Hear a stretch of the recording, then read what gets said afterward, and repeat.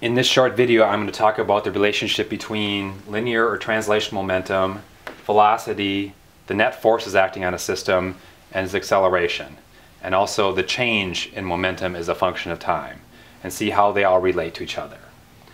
And I'm only talking about a system which consists of a particle, which is one where the rotation of that particle about its own center doesn't matter.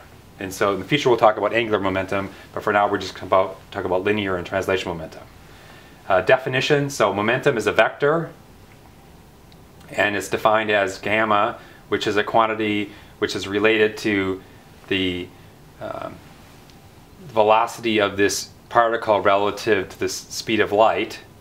And for most cases where we're not worried about atomic clocks or something that's human-made, often this gamma term approaches 1, and that's a very good approximation. So it's this gamma times the mass of the system and the velocity of the system. And since these are scalars, you can see that at any moment of time, any instant, the momentum of the system and the velocity are always in the same instantaneous direction. And so since that's true, I can use a Cartesian coordinate system as one way to show the relationship between the momentum in the x is related to the velocity in the x, and the momentum in the y is velocity y, and so on for the z. And I could rewrite this equation and it once again show that, again, that velocity and momentum are related.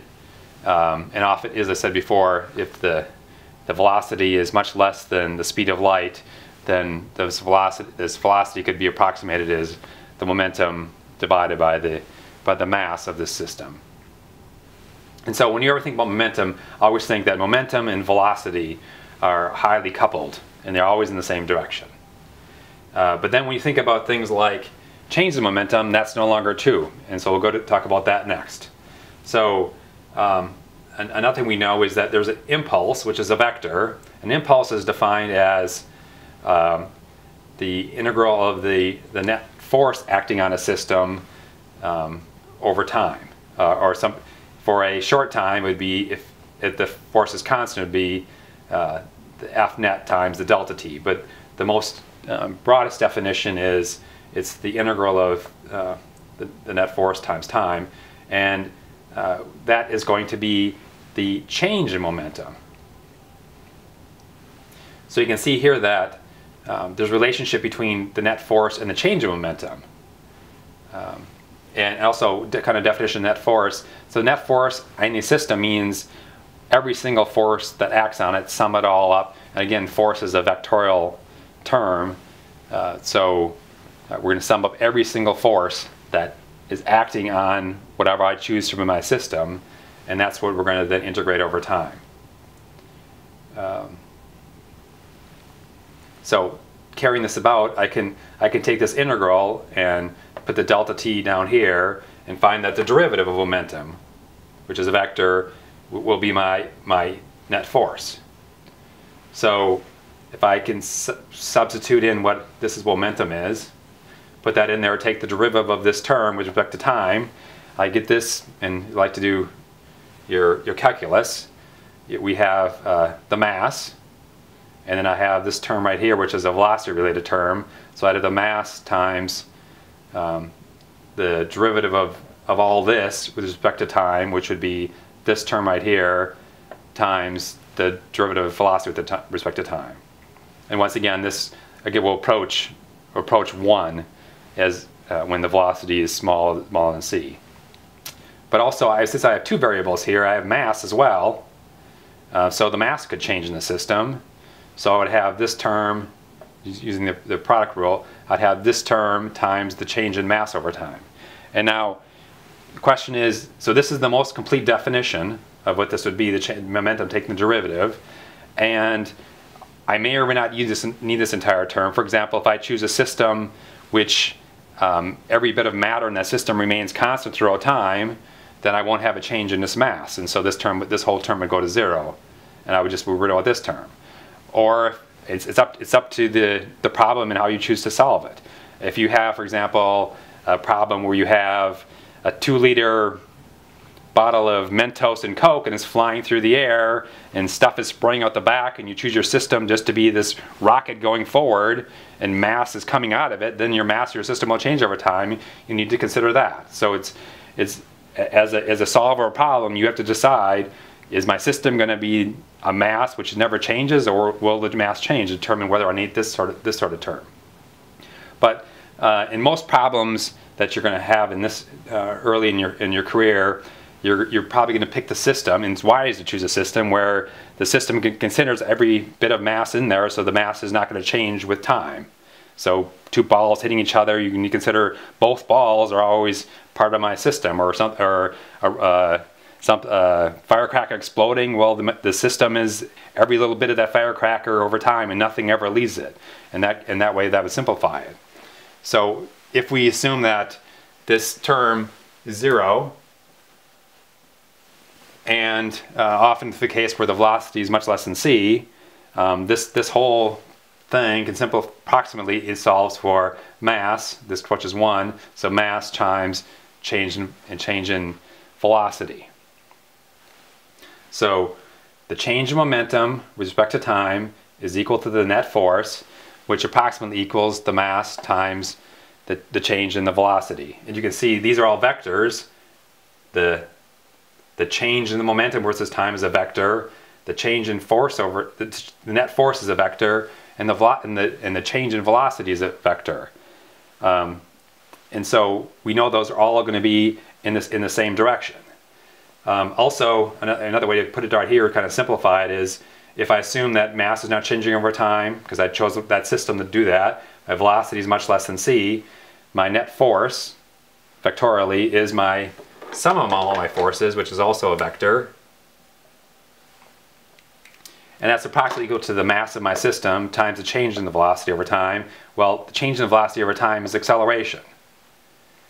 So net force, acceleration, and change in momentum versus time all are in the same vectorial direction. So these things are all related: force, net force, acceleration, and change in momentum over time. They're related, same direction. There's a relationship between them. And then there's another item, which is momentum and velocity. Those are related. They go with each other the same direction. But momentum is not in the same direction as force, or velocity and force. These three things go together, and these two go together. And now we're doing derivatives and integrals, so I always think it's easy to think about things graphically, and that helps me remember as well. So if I think about, I have momentum, and this is, I'm graphing the momentum in the x direction. I could choose any direction I'd like to. I'm say x direction versus time, and I'll say it could be changing up now, it'd be negative, could be whatever it wants relative to this direction. Instantaneously, and there's some time, I call it time, initial time, final time. At any moment in time, the slope, so the derivative of the x momentum versus time, well, that's going to be my net force in the x direction. So the slope, the dp dt, okay, that slope of that term, that's my net force. And same thing for the x, y, and z direction as well. So here, at that moment of time, the slope of this momentum is negative, therefore my net force in the z direction is negative. Okay, so derivatives of momentum are related to net force, which is related to acceleration. Looking back at this equation then, so the integral of the force. So if I have time and force, for example, look in the x direction, and so my force is changing versus time, the integral of this force as a function of time, this area under this curve, well, that's my change momentum in the x direction. Same thing could be true from the y. So the area under there. So again, definition of the impulse is related to the change in momentum. And the change in momentum is, well, that's that's change in momentum. That's the final minus the initial.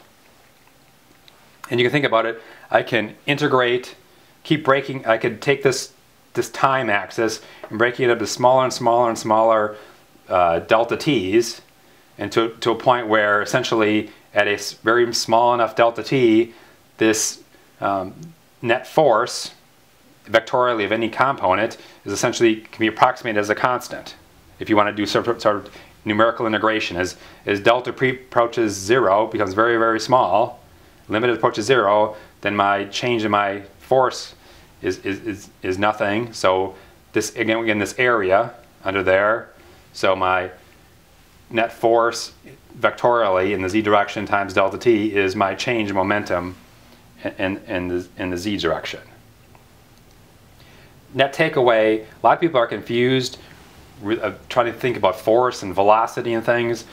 Always don't worry, just think momentum and velocity go together, and acceleration, change in momentum, and net force go together.